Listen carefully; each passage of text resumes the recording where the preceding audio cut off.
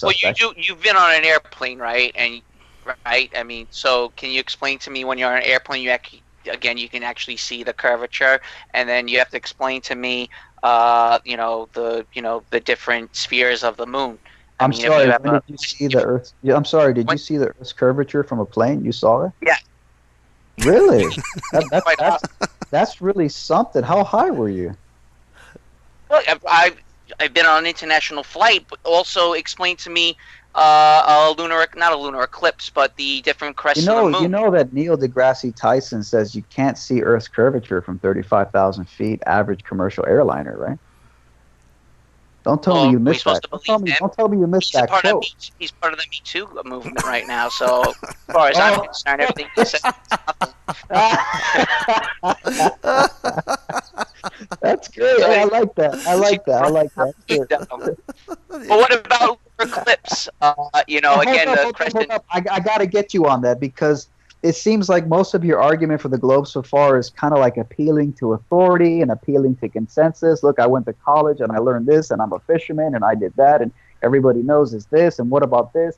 You're appealing to the mainstream, but at the same time, you want to throw Neil deGrasse Tyson, the king of mainstream science, in the trash when it doesn't suit you. And you gotta have to reconcile that somehow. Hey guys, so that was just a little snippet of kind of an impromptu debate. It was really an invitation to be interviewed, but turns out one of the co-hosts was 100% in the Globe camp. I didn't even know this. So it turned out to be a kind of an impromptu debate, and I think it did pretty well against the Globe head, Globe tard, if you want to call it that.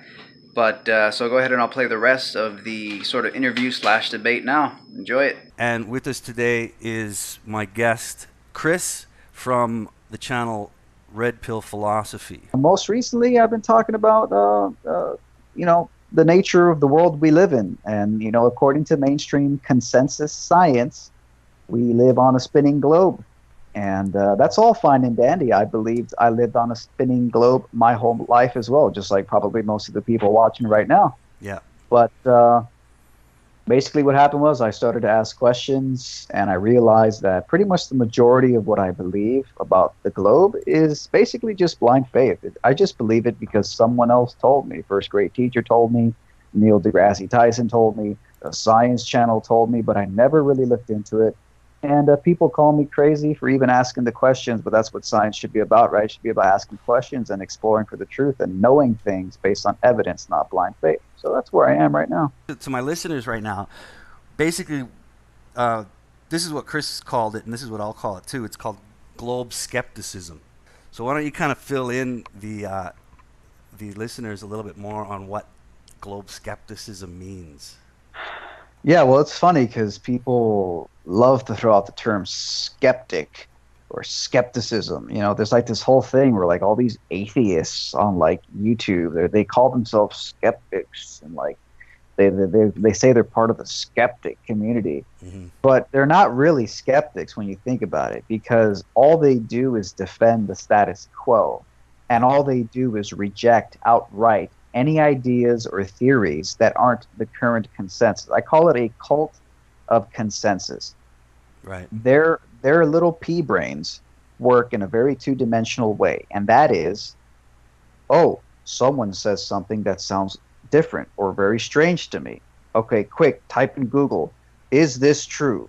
Boom, first result. First result says this is not true. And then they go with whatever the first result is, whatever the mainstream opinion is.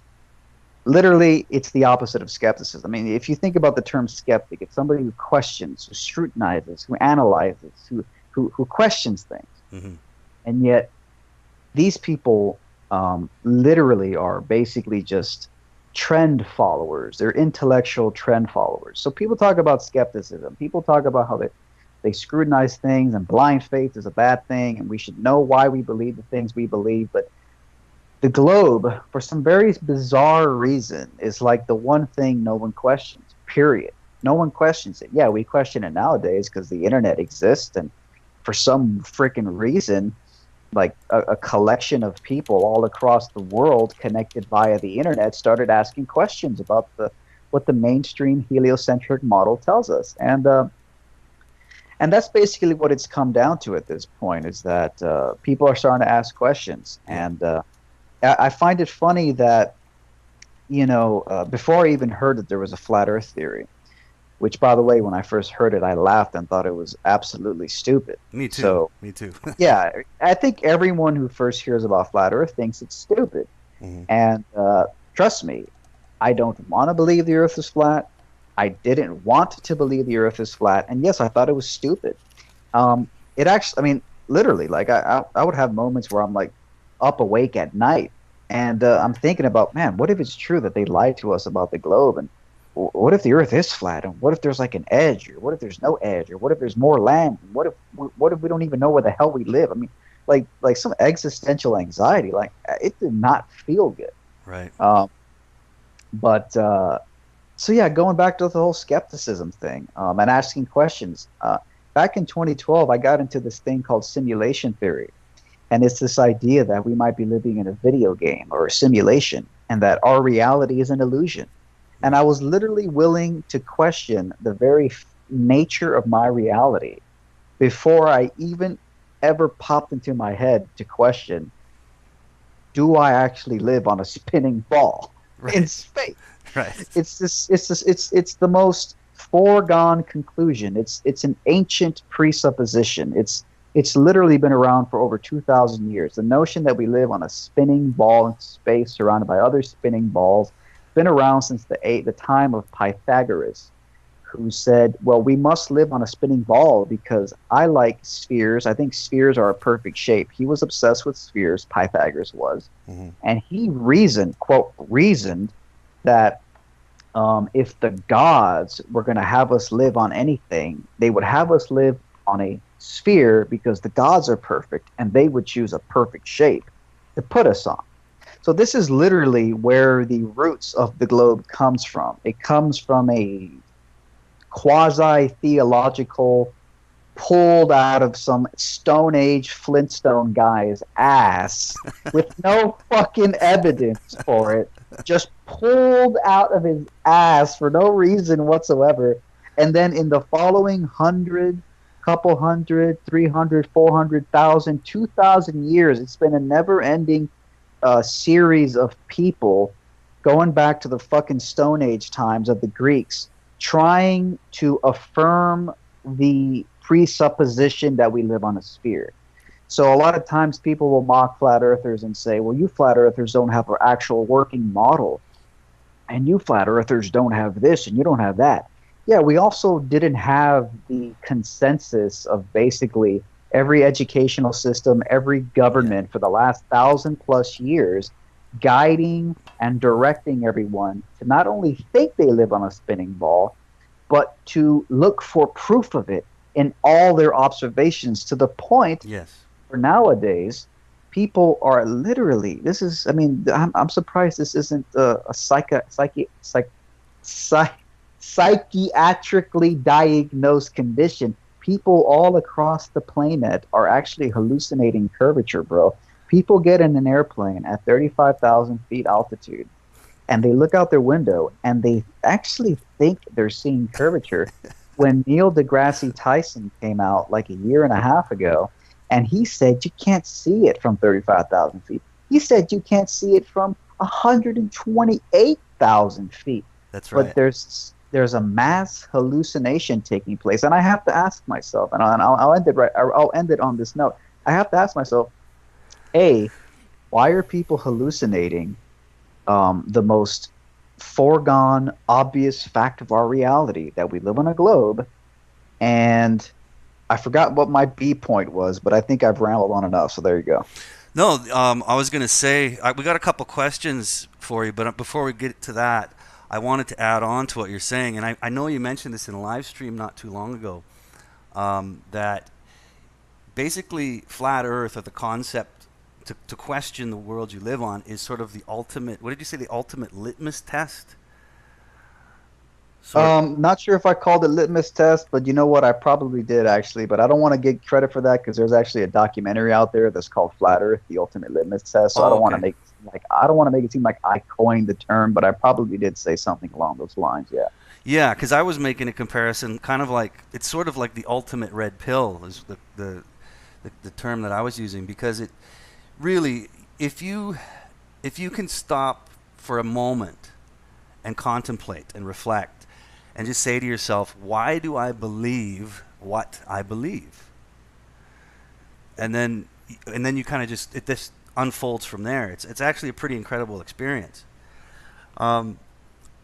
I have a few more points to add, but I'm going to go to these questions here. Eyes Wide Open asks, it's a 2-point question. What would be the motive for lying to us, or is it just ignorance? And again, this is a very common question, I think. Yep. What do you have to say to that? Yeah, look, it's one of the most common questions, and honestly, it's a great question. Mm-hmm. Why would they lie to us? Well, I have a few answers to that, but I'll give you the most down-to-earth answer, which is, why would they lie to us? Okay, well, here's why. Like I was saying a moment ago, we've believed we lived on a ball for 2,500 years before we had the technology like rockets to get high up enough to really get a sight and get a look at what we're looking at. So we've believed we live on a ball long before we can prove it. And so we believed in it for hundreds of thousands of years, passed down from governments to its citizens, from educators to their students, from family to their children. It's become an embedded fact, foregone conclusion that we live on a ball even before we had rocket technology. Mm-hmm. Fast forward to the 1960s. The United States government is in a space race with Russia. And, if Russia, which at the time had a lot of advanced technology, even superior rocket technology to the Americans, it's a good possibility that the United States had all the motive in the world to fake the moon landing. So the United States fakes the moon landing. They broadcast images from the moon. They take pictures of the whole entire Earth for the first time in the history of humanity. They get a picture of the whole Earth from the Apollo module in space, far, far, far away from the Earth. But if it was all faked, then the United States government had to make a decision on what these doctored images, these doctored photos of Earth were going to look like. What do you think they were going to make Earth look like? A flat Earth? A triangular prism Earth? A cube Earth? No! They're going to make it look like a sphere Earth, the very thing everyone's been believing we've been living on for the last 2,500 years, of course. Absolutely. So of course, they're going to make it look like a sphere. But let's say they faked it, and there's two ways this can go at this point. People say, okay, well, why would they lie? Why would they hide it? Well, that's enough of a reason right there. I mean, if they ever, let's say NASA went up, maybe they faked the first moon landing, but in 5 years later, they had enough technology to actually go up really, really high and really, really far away. And let's say they actually finally took a real photo, and it turns out it was flat, or it turns out it's nothing like what we thought it was, mm-hmm. or it turns out space in our solar system is nothing like we thought it was. What are they going to do? They cannot invalidate the first moon landing and the first photo of Earth, because if they show you new images and photos in later Apollo missions that contradict the first one in a significant way, then that means they faked the first one. So if they fake the first moon landing, everything about space after that has to match the first fakery. That's right. So for the rest of NASA's history, for the rest of their existence going forward, everything they do has to match the original forgery. And people talk about motive. Hey, man, space race and the U.S. government faking the moon landing and having to coincide everything thereafter with the original is more than enough obvious, down-to-earth, reasonable motive that I can see. Well, and that's not even talking about financial motive, because from what I've heard from talking heads on the subject is that NASA makes, $50 million a day? Something like that, yeah. I mean, that's financial incentive has to be a part of it. I'm here. Okay, great. Lamprey's in. Awesome, man. We're just we just dove right into flat Earth and globe skepticism, and we're just carrying on. Yeah, I'm listening. Right on. NASA, what does it stand for? Never a straight answer.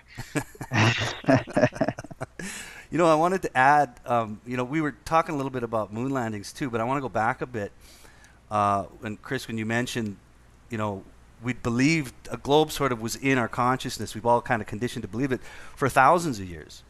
And even before we even had the capacity to fly high enough to even get a good look.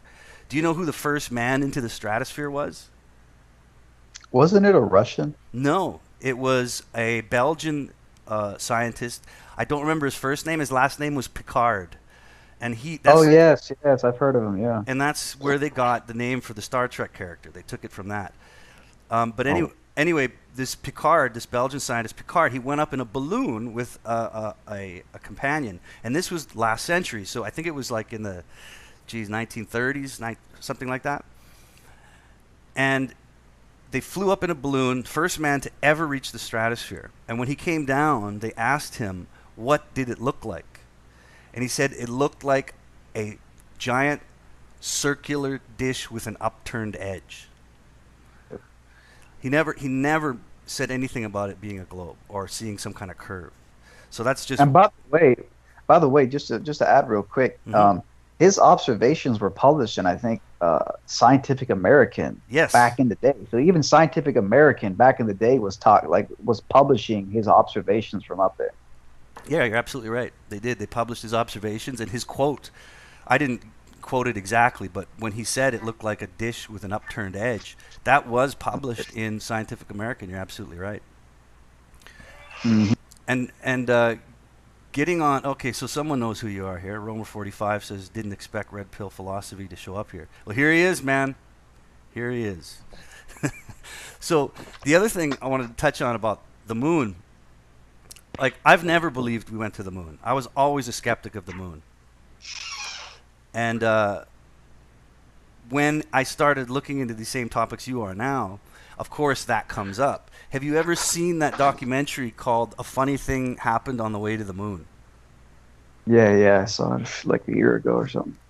So in that documentary, and again, I don't believe anything NASA says, so that's another reason I'm a complete skeptic about what we're told. I got a question. How do cell phones work? Towers. It's all land-based. What's the other way of them working? I mean, you're in Canada, and Red Pill Philosophy is in Florida. Obviously, towers aren't going to triangulate us having able to communicate from Canada, middle of Alberta to New York, and then triangulate back to Florida at such speed. So what's the other way? What's your name? What's your name again? Lamprey. You can call me Lamprey. Call him Lamprey. Lamprey? Yeah. Hey, are you a globetard? Yeah, I am. You take celestial navigation? You're a straight up globetard? Like you're 100% in the globe camp?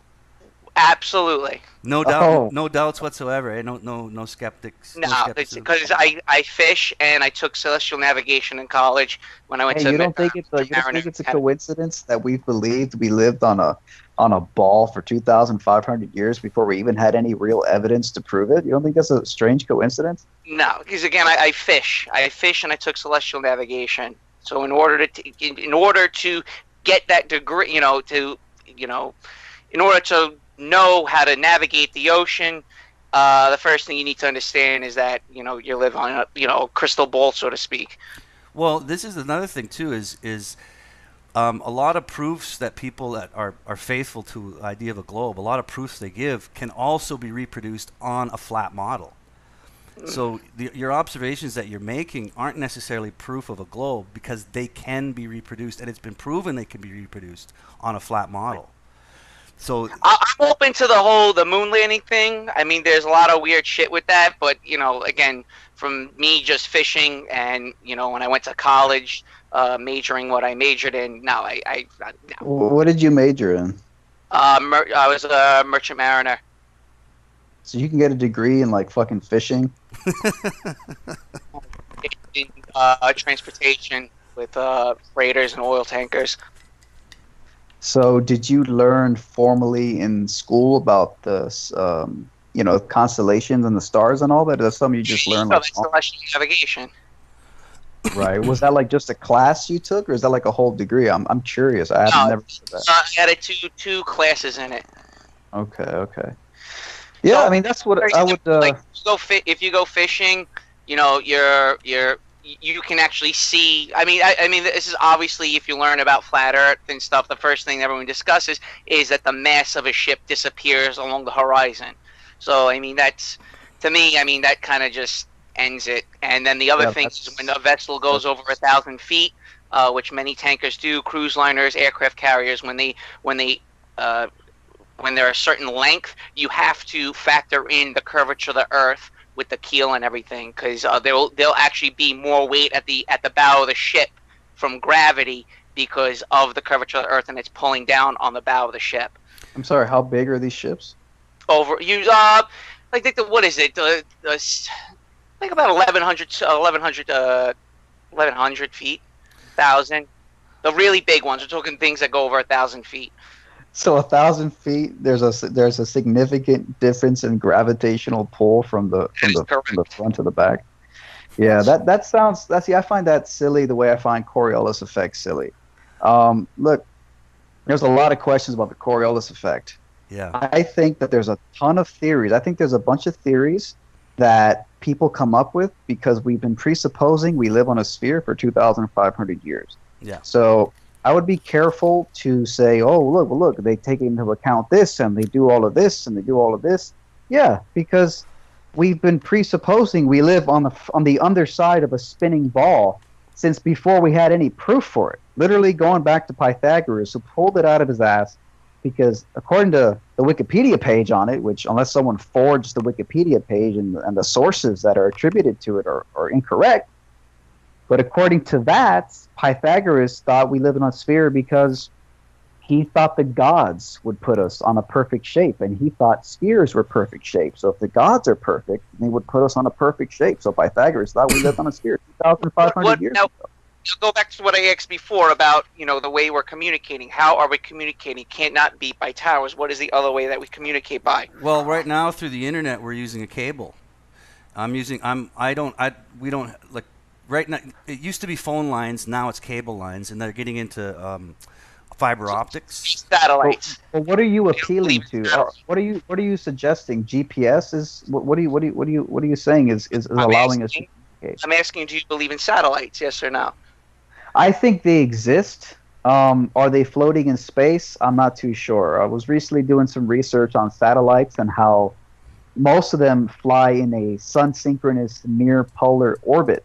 But they don't seem to go. There's very few. In fact, I don't even think there's any active satellites. According to one website that accumulates all the satellites that are active and inactive at the moment, I don't think there's any satellites active right now, at least according to that site, which I think is a United Nations affiliated website. But it has a list of all the satellites currently active, and apparently none of them that are currently active fly a actual polar orbit, which would be 90 degrees. You'll get generally what you'll find is that the satellites are flying a sun synchronous near polar orbit, meaning they'll be around 89 degrees. You'll see some at 91, you see some at 92, you see some at 86, but they'll never be at 90-degree orbit. And the consequence of this absence of satellites flying on or maybe you'd rather use the word orbiting on a true 90-degree polar orbit around the so-called planet Earth, the consequence of that is that a lot of satellite imagery, there's a giant gaping hole in the South Pole. Look it up. A lot of satellite imagery, in fact, I think the colloquial term for it is a pole hole. They even have a term for it because it's so common, a pole hole. Satellite imagery that literally there's just a giant gaping black hole of no data because the satellites aren't going over the South Pole. Now, here's what's interesting is that, guess what? On the flat Earth model, at least the mainstream one, there is no South Pole. So I was looking into that the other day, and I'm like, that's a pretty interesting coincidence. Now, people say they have all these excuses. Oh, it's because the Earth is tilted it's tilted on its axis. So because it's tilted on its axis, it's more fuel efficient for the satellites to be slightly off 90 degrees. So they're not on a polar orbit, they're near polar.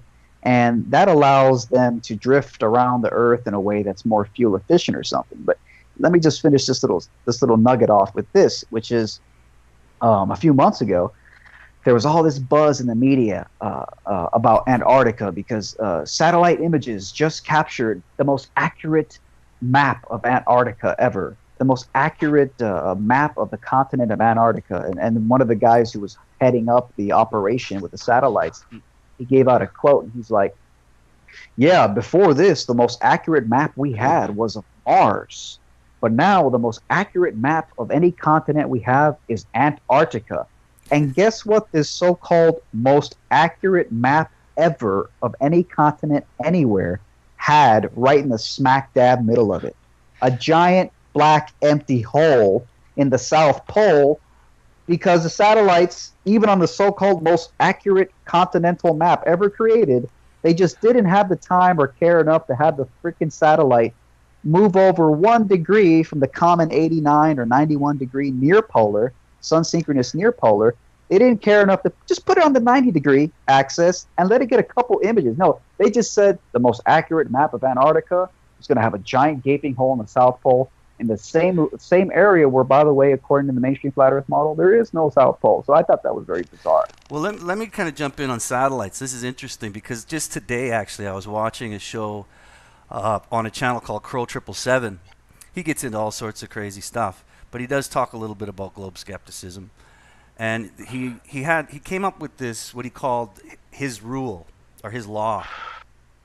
And he calls it the law of high definition. And he says this is how his law of high definition goes. Not a single, he goes, anything that truly exists in the modern era, and this is a direct quote because I wrote it down. Anything that truly exists in the modern era that can be filmed in HD, high definition, will be filmed in HD. There isn't a single photograph of a satellite in space filmed in any kind of high definition. It is all computer graphics and cartoons. Not a single image exists. Not a single one. And according to Crow's law of high definition, that's impossible. Every single person is walking around, billions of people are walking around the plane with high definition cameras in their phones. We're taking high definition videos of everything. Everything gets captured. NASA has a budget of $50 million a day. Not a single high definition photograph or video exists of a single satellite. So that's something to think about. Yeah, I can't recall ever seeing one. So, hey, on the topic, are you still there? By the way, is Lamprey? Yep, I'm here, man. Hey, on the topic, real quick, of the constellations and tracking them in the sky and all that. Recently I was looking into something and I discovered that because one of the age-old proofs, the old Flintstone Stone Age men that apparently proved we live on a globe over 2,000 years ago. These stone men, Flintstone cavemen. One of them came from Aristotle, and he wrote in his treatise on the heavens. He said that one of the proofs we must live on a sphere. Because, by the way, I mean, back then people were debating it according to, Aristotle's writings. Like, people were saying, oh, yeah, we live on a flat disk, and here's the reason why. They'd give their reason. They were going back and forth back then. Mm-hmm. But Aristotle wrote that one of the proofs we live on a sphere is that as you travel north or south, the constellations will appear and disappear behind the horizon. And so he figured that must be a proof we live on a sphere because the constellations are falling behind the sphere, and depending on how far you move, blah, blah, blah. But here's the problem.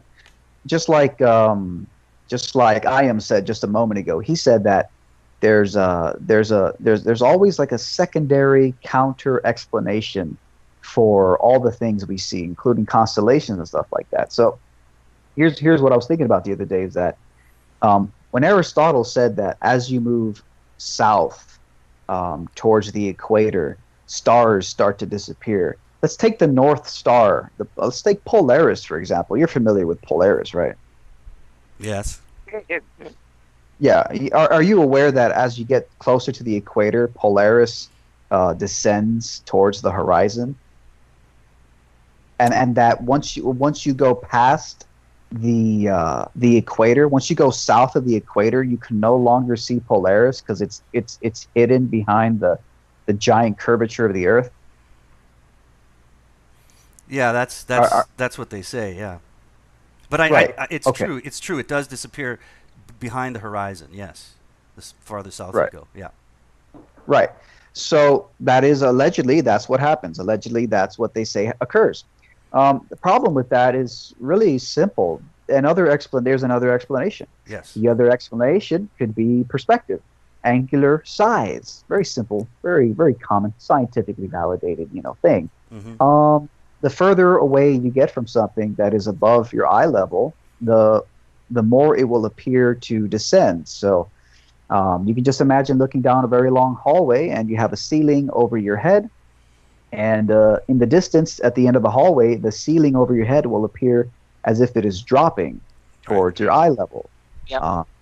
Common experience. It's called perspective. It's called angular size. Well, what if the reason that Polaris, the North Star, appears to descend towards the horizon, and the horizon generally is at your eye level?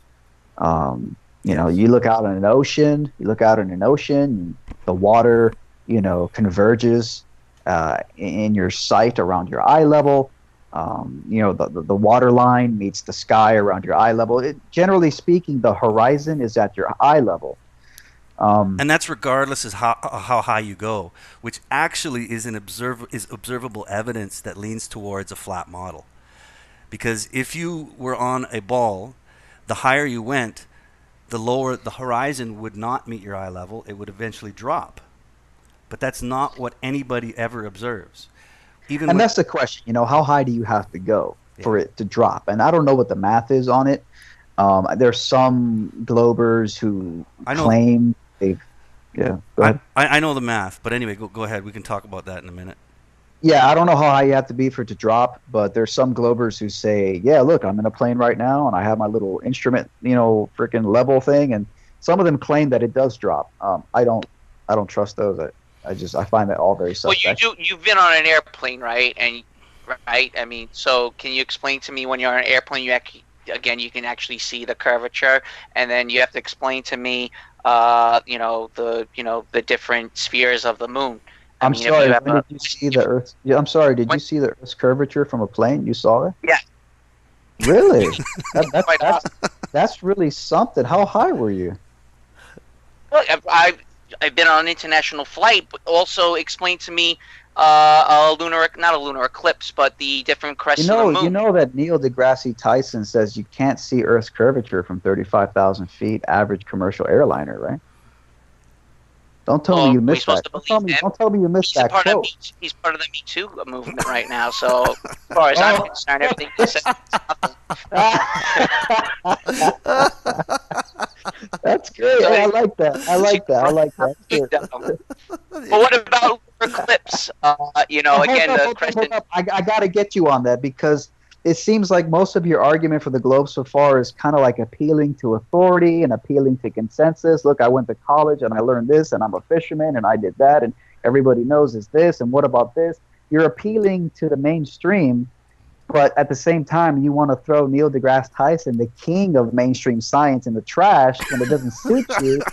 And you gotta have to reconcile that somehow, man, because he says you can't see curvature from 4 times the height of the average commercial airliner. He says you can't see it from 128,000 feet. That's 4 times the average height of your commercial airliner. So, I mean, what curvature did you see? And if you further from higher distances, yes, correct. Yes, First, now you're moving the goalposts because first you said you saw curvature. Now you're just saying you can see further. So, man, read the fuck wine to what I said before. Because you would jump right over that. You jump over the fact things disappear on the horizon, right? When I fish, objects disappear, do they not? When you fish, objects disappear. You mean when you're moving away on the water from buildings or something? Correct. Or if I look at another boat. Actually, you know what? Let's... No. Stop Stop. I want to answer. Let me answer. Let me answer. I have an answer. Okay. Yeah. Go ahead. It's going further and further away. You can see the hull. Then you see the little cabin or whatever, and then the mast. Man, let me explain it to you. I'm gonna explain it to you. Okay. All right. So it's called a diffraction limit. It's associated with angular size. It's the way our vision works. So again, you look down a long hallway, the ceiling above your head, the floor beneath your feet, and the walls on your left and right side will slowly converge. It almost looks like a pyramid shape.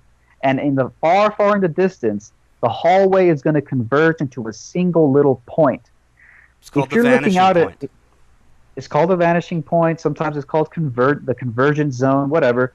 If you're looking out at the ocean and you're looking out at buildings in the distance on the water, okay, the ocean, the floor beneath you, just like the floor in the hallway, as it gets further away, will appear to rise up. And it'll appear to rise up to your eye level in the distance, and then the water line in the distance, the so-called horizon, will also meet the sky right around your eye level as you're looking out at these buildings. When I use binoculars, they're still disappearing, are they not? Well, shit, I do long distance zoom observations. I see the whole fucking lighthouse. Okay. I see little trees around its base. Chris. My observations show the entire, all the buildings are completely visible in my observations using a Nikon P1000. Okay, I want to set that up actually. I want you to continue, but I just want to set it up for Lamprey and for the listeners because I've been watching you do this stuff, right? So, Chris has a P1000. What is that? A Nikon? Yeah. Okay, he's got this incredible camera, which is very popular within sort of the flat Earth, quote-unquote flat Earth community, and it's got this. What is it? How many? Explain what that camera is, because I'm kind of setting this up for you to answer. Yeah, it's an ultra mega zoom camera, 3,000 millimeter zoom with 6,000 times digital zoom added on top of that. It's just insanely powerful. You can zoom in on things 13, 20 or more miles away. That's it. And when something appears to, and this is something that I think a lot of people that haven't really questioned the shape of the place we live, the phenomenon of something disappearing over the horizon could be explained by a curve. But if it was a curve and you watched the ship disappear over that horizon, if it was a curve, you would not be able to bring it back into focus if you zoomed in with a camera, because it would be behind a mound of water. Yet, with the camera you have, you're constantly bringing images back that have supposedly disappeared over the curve. Correct? Yeah, and then they blame it on, they say refraction is causing the build. The atmosphere is refracting the light, causing things that should be hidden behind the ancient presuppositional Pythagoras pulled it out of his ass curvature. It's causing buildings to loom up behind the curvature. So it's quite convenient because, God, I mean, if we lived on a sphere, it should be easy to prove it, right? I mean, the building, it should be pretty straightforward. You live on a sphere, the building should be half missing from the bottom up. You zoom in, and it's completely there. Exactly. Oh, no, hang on, wait a minute. No. That age-old Aristotle proof of ships disappearing bottom up. Wait. There's a little asterisk there. And that is refraction. If you're zooming in on things that should be missing behind the curvature, no, it's refraction. Dude, it's bending the light upwards, and it's, all this. So, wait. If it's not as, okay, first of all, did Aristotle know that refraction existed when he was looking at shit on the horizon? And if he didn't know refraction existed, then how can we trust that his proof of things disappearing bottom up wasn't just a distorting, bending light? I mean, what do we know if there's apparently all these magical effects taking place at the distance around the horizon?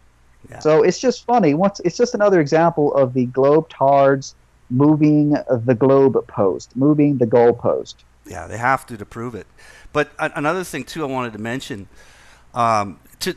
just to kind of fill in Lamprey and also the listeners, because I know that, Chris, that you know a lot of the stuff that I'm talking about, and I know a lot of stuff you're talking about. But the way I see it, if a person wants to prove it's a globe, or to prove otherwise, there are two observations you can make. You can look down or you can look up.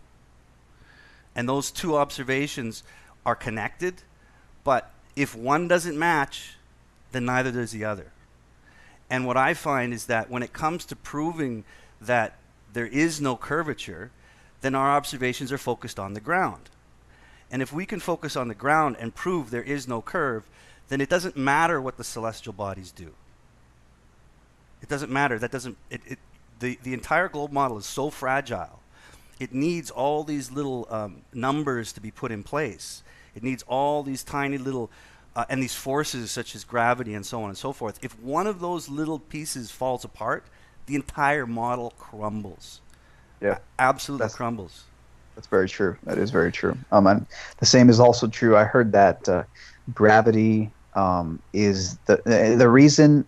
Freaking physicists and astronomers think that there's dark matter, and that dark matter makes up 90% of the whole universe, or whatever the hell they say.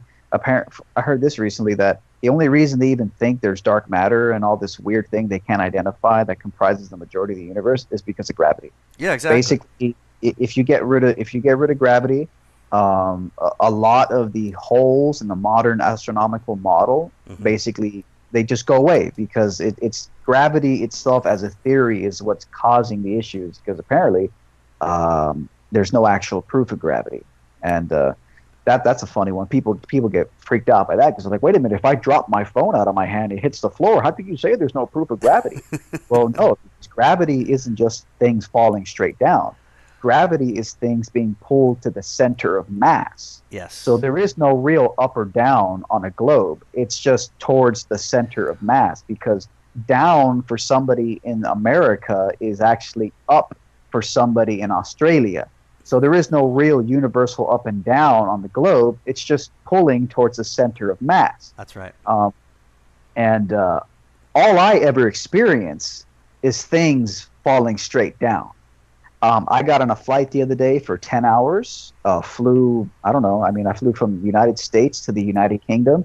I don't know, what is that, a quarter of the way around the globe, halfway around the globe? I'm not really sure, but it's a substantial amount of curvature around the globe that I went. Got on a 10-hour flight, never saw curve, never felt curve. Landed in the UK. I got out, down was still under my feet. If I drop my phone on the floor, it still falls down. Never do I ever experience myself going around a curve. I never see curvature. Down is just down. Yeah. So people say, I will agree with you with that. I do find that to be fucking crazy, that concept. Well, this is another thing too. Gravity aside for a moment. Gravity plays a big part in the globe model. You remove gravity, their entire model falls apart, and we can get into that. But I wanted to make one more caveat based on what I mentioned, where there's basically two observations you can make. You can look up to the stars and the celestial heavens to try to prove that we're on a ball, or you can look down and you can try to prove it. And as far as I'm concerned, we're laymen, right? We're not astronauts. We're not NASA scientists. So if we want to do experiments and prove to ourselves one way or the other what the shape of the world is, we really need to focus downwards, all right? Because, to be honest, whenever you hear an argument from someone who is really indoctrinated into the globe model, they will inevitably point up, and they'll say, what about this celestial phenomenon? What about NASA? What about the people that have been on the space station? And none of that can be verified by the individual making the statement. That's very true. That's not evidence. How many people have been to space? Like a couple dozen? Ever in the history of humankind? And how many people have been to the sun? How many people have been to Polaris? How many people have been to all the stars that they claim to know all the distances to? How do they even know the sun is a giant ball of gas? How do they know all this shit? They've never been there, but they absolutely know it. Yes, and this is the thing, is that for layman people like all of us here, we can't verify any of those claims. And let's not even talk about distant stars in the sun. Let's talk about, let's say, the space station or the moon. How many people have been there? Maybe a couple dozen people. So a lot of people will go to not even their own anecdotal evidence. They'll take other people's anecdotal evidence as fact, and they cannot verify it. And basically, man, when you're talking red pill, you need to be able to observe it, repeat it, and verify it. And if you can't, you got to doubt it. You know, as an individual, as a human being, you have to doubt it. You have to be skeptical. Everything you know is wrong. You know, it's funny you mention this, because I always question, like, you know, when I drink tap water, or, you know, I'm drinking a soda, what's actually in that soda? I'm supposed to read the ingredients and go by the ingredients. You know, there's very few people that actually can, you know, take a sample of water and tell you exactly what it is you're actually drinking, because the equipment to know these things cost thousands of dollars, and there's very few people that have these instruments. I do think that is quite deliberate, and they withhold the technology from the masses to let you know exactly what it is you're eating, drinking, inhaling, so on and so forth. Or even where you live. I mean, think about it. Like, NASA has a monopoly, and there's a few other space agencies, but if you think they're not working together, you're crazy, because we're talking about, it's a priesthood as far as I'm concerned. I mean, I've gotten to the point now in my skepticism about the model of the place we live, to the point where it's turned, people that have been so conditioned into the concept of the globe are religiously zealots. They're zealots, man. When it comes, I've come to believe that the globe and space is a religion for atheist Satanists. That's basically what it comes down to. It's atheist Satanists who hate God. Yeah. And I mean, if you're an atheist Satanist, if you're an atheist Satanist, nothing makes you happier than thinking you just live on a spinning space rock in a universe with no purpose, bouncing around. You're not the center. It's all random. That's literally your religion. Your religion is that. And you know, I've just gotten to the point now where I don't believe this crap anymore. I just can't. And it's something I grew up believing it. I always believed in it. I never questioned it. And then for some reason, some people started making flat Earth videos. I saw a couple, and I'm like, well, you know what? I should be able to disprove this shit. I went out and I tried to disprove it, and so far I can't disprove it. That's exactly that's what happens with most people, and like.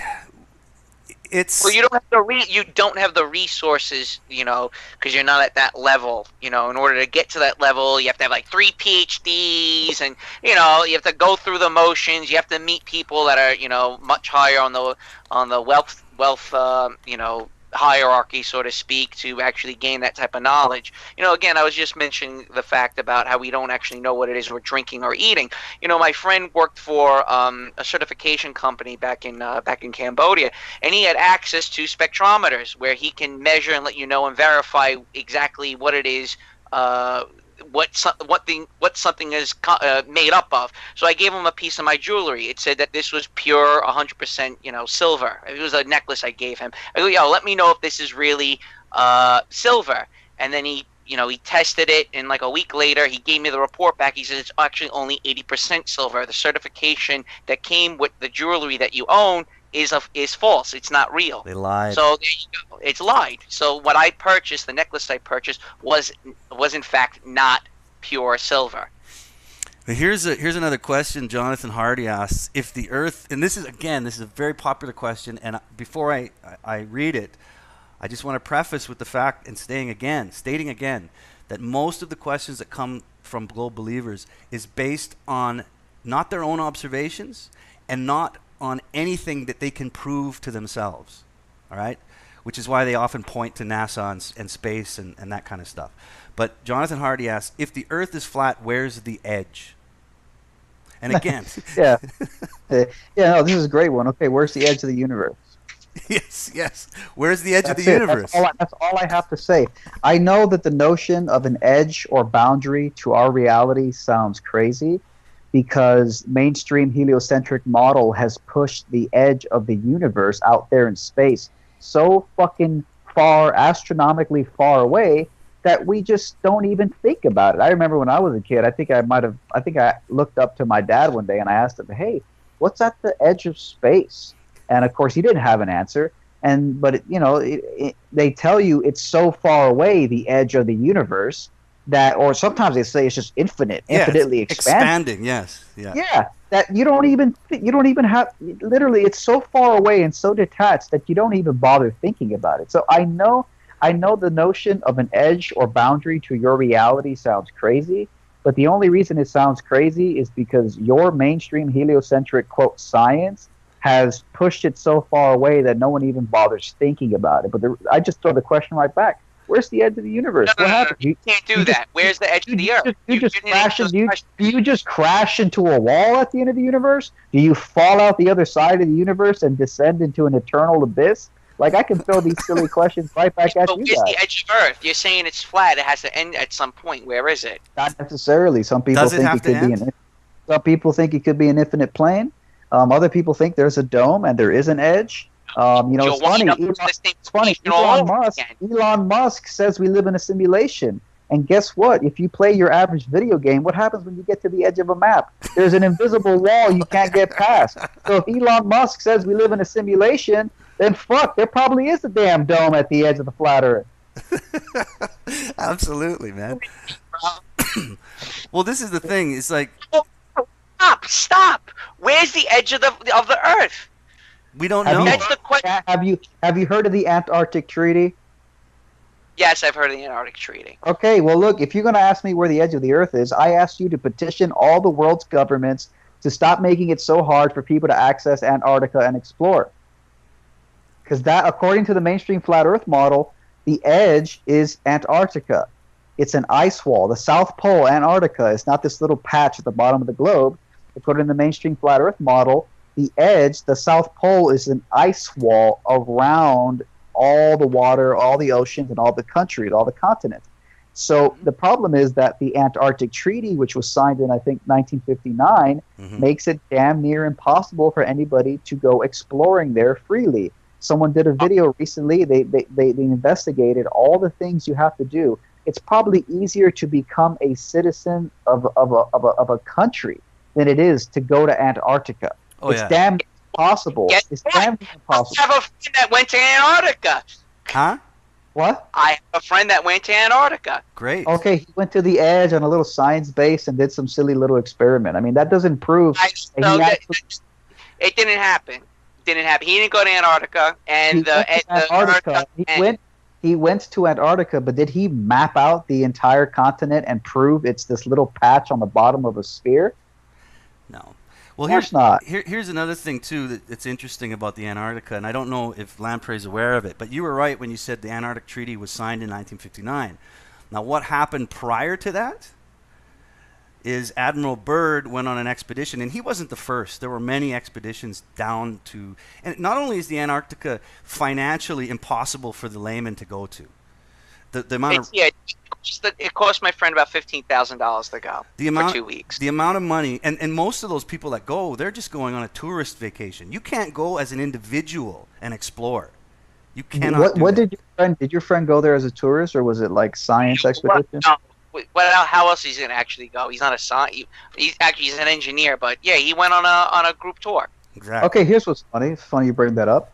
I was looking into it the other day, and apparently there is a Antarctic. I don't remember the acronym. I don't remember the organization's exact name, but it was something like the Antarctic Alliance of Tourists Tour Guides, and it's like.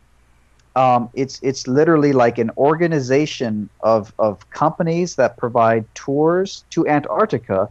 They're all part, I don't know about all of them, but there's an organization where many of them are part of, and the purpose of this tour guide company organization is for all of them to come together under the Antarctic Treaty in the name of protecting Antarctica's environment and in the name of protecting science, which, by the way, is the same pretense for the signing of the Antarctic Treaty. So I find it interesting that even the tour guides, I don't know about every company that's providing tours, but certainly enough of them that there's a little organization they all join. Private tour companies join an organization to abide by the stipulations of the Antarctic Treaty itself. Yeah. So again, even your little tour guides, these people are strictly adhering to the Antarctic Treaty. Yeah. Well, the Hardy says, Jonathan Hardy asks, if there's no edge, then we should still be discovering new lands. And I say, maybe they have. I mean, from what I have read and watched, there was an interview with Admiral Byrd who went down before the Antarctic Treaty was signed. All right, now, I don't know if everybody's aware of this, but he, in an interview he made before 1959, he said, there is a continent the size of the United States beyond the pole that is completely uninhabited and no resources are being taken from it. Now, whether or not he was telling the truth, I don't know. But again, when you talk about the treaty and these tour guides, they're compartmentalizing and they're monopolizing our ability to observe and to measure ourselves. It's the same with NASA. They monopolize that information. Nobody here can go and verify what they tell us. We're not allowed to. It's that simple. It's funny. Just like a month and a half ago, NASA launched a probe investigation into Elon Musk because he smoked a joint on the Joe Rogan podcast. So people who say, oh, Elon Musk, it's a private space company. You're saying even private companies are faking this whole thing?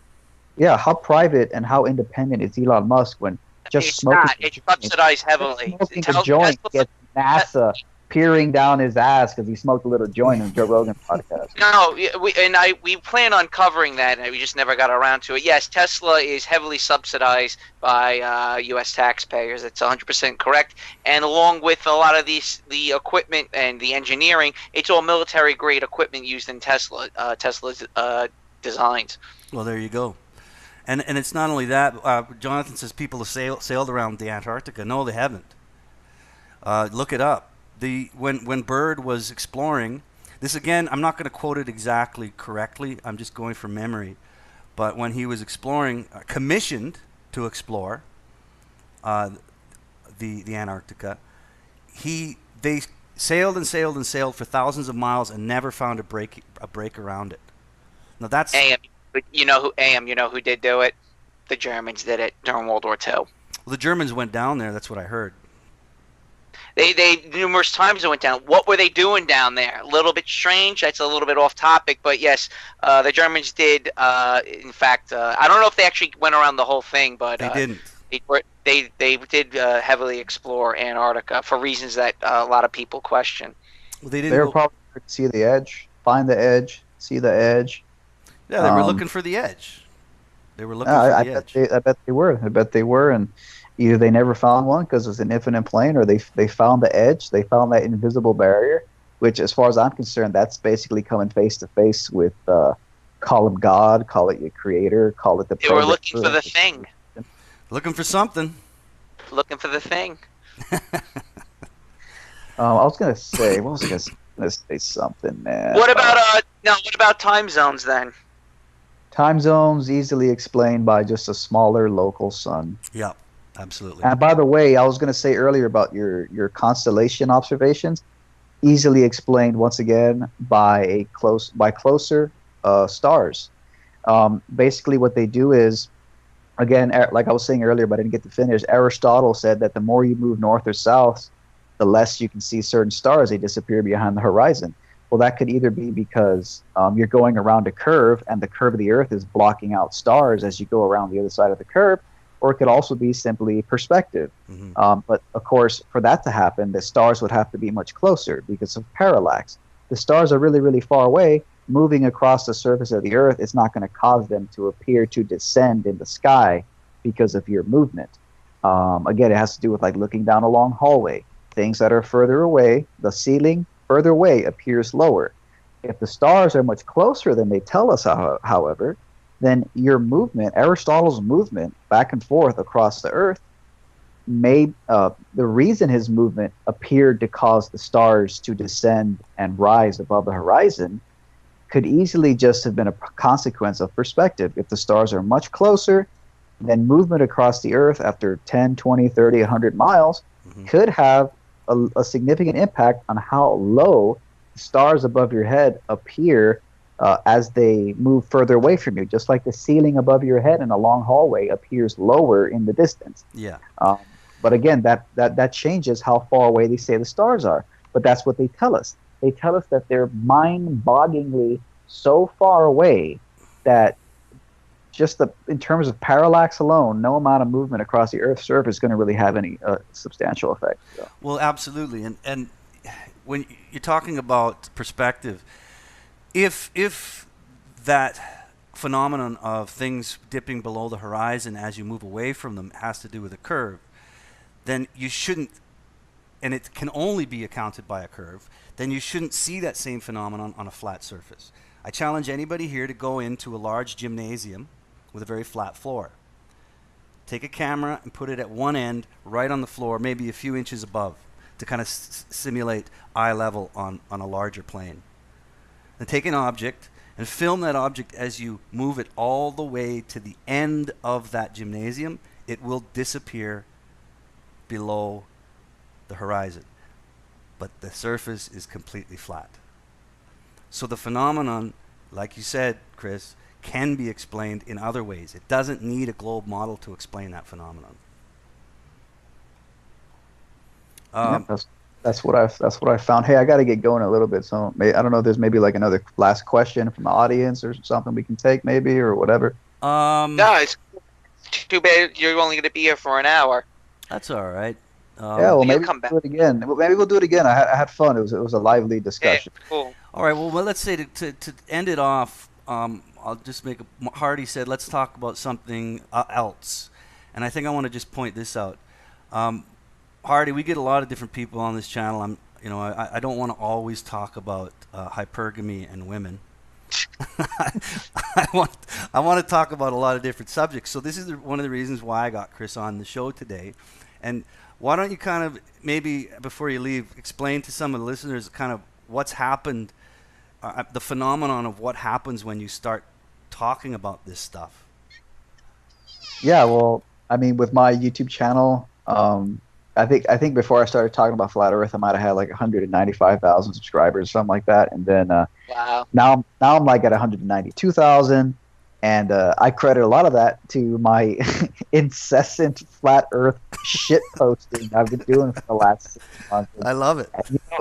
You know, people are used to my videos being about Trump, being about anti-feminism, being about all these topics, and then all of a sudden I come out of total left field with this flat Earth shit, and yeah, it pissed a lot of people off. A lot of people think it's stupid. They think it's ridiculous.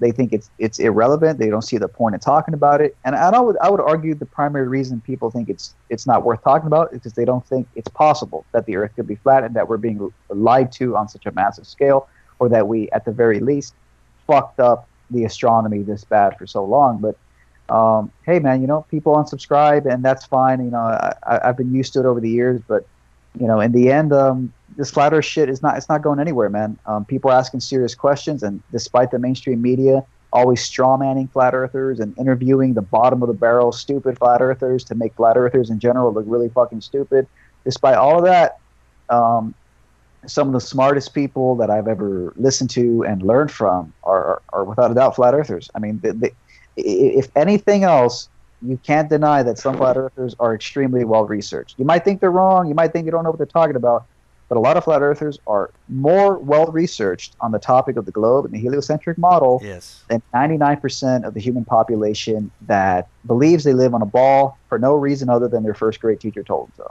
Exactly. I mean, ask any globe believer ask any globe believer if they know the formula for the curve of the Earth. They don't know it. All flat earthers know it. Like, they've memorized it. You would think that would be like the first little lesson they teach you in school, like in first grade. Hey guys, let's go see how buildings in the distance should be hidden by the curvature after 4 or 5 miles. You think it'd be like a field trip? Yeah. That all the kids would do, but they don't ever do that because it would actually get people scratching their head and thinking. It would actually get people in an airplane flying at 35,000 feet to look out their window and be like, man, I remember we learned about curvature in my class. And then you look out the window and you're like, where the fuck's the curvature? There is no curvature. Indeed, Neil deGrasse Tyson said you can't see it from 4 times that altitude. Yeah. But yeah, you're absolutely right, man. You're absolutely right. Right on. Well, if you got to take off, I'll let you go. But thank you for coming on the show. And if you ever want to do it again, you're more than welcome to come on.